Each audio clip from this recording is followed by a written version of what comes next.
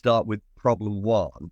And we've identified that as technical debt being neglected by the business. So talk us through how that really plays out in your view. Yeah, and I think what happens here is that when someone is looking at new initiatives, they will always prototype new systems, try and define what value that system will give them. They will build the ROI on what the new system will give them.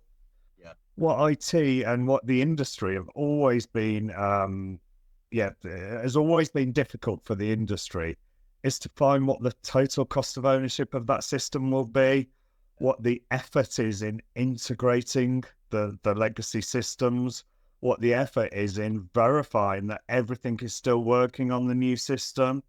They've always been, it's always been difficult as well to plan how you implement a new system on top of an old system, how you stage it, how you incrementally add value, elements like that. So what has grown over time is this idea that people are putting in the new systems, but they're almost ring fencing. They're almost, putting the black and yellow tape around the legacy system. Don't change that as part of the new system. So what happens then is at the end of the project, you're left with what on the surface feels like a new digitized system meeting some new requirements, but underneath is a really, really sort of ticking time bomb almost of the legacy system. And then for the next investment, people need to prioritize. Budgets are always constrained, and at the moment, maybe more than ever, but I think it's always been the case ever since I've worked in IT. You need to make the business case for the change.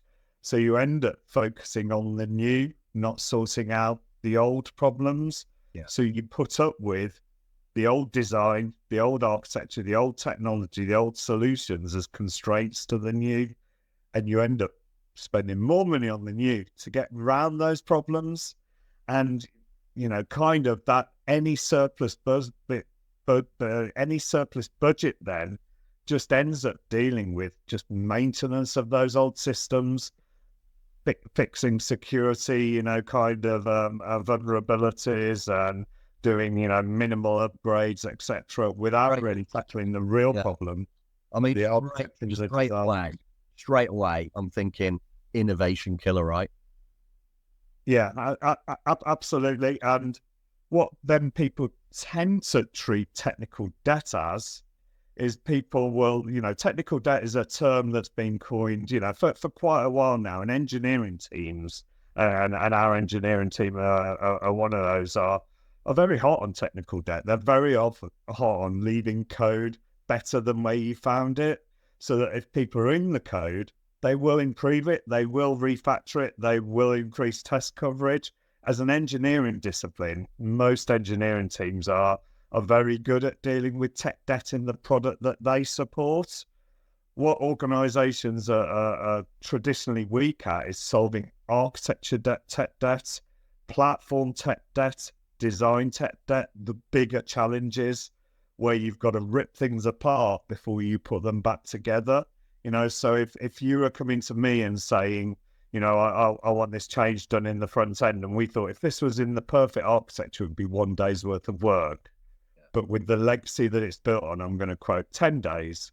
But to sort out the architecture legacy problems would be 50 days. You're not going to approve the 50 days. Yeah. You might go for the 10 days, right? Ideally, you'll be trying to push for this should only be a 1 day change. So that recognition of how tech debt is constraining people long term and putting that investment to sort the real root of the problem out is kind of very, very rarely done in large enterprises, I think.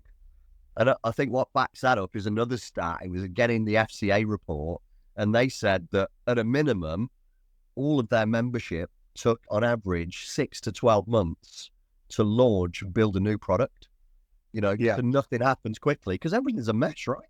Yeah, and indeed. And what I would suggest, my experience tells me, is that middle option of keeping the legacy as a constraint and quoting 10 days will become 20 days, will become 30 days.